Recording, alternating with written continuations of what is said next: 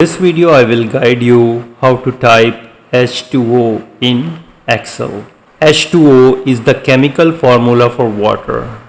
In chemistry, the two shows that two atoms of hydrogen combined with one atom of oxygen to form a water molecule. Writing it properly with subscript is important for scientific accuracy. Since H2 is without subscript can look informal or incorrect in academic or professional context. So type H2O,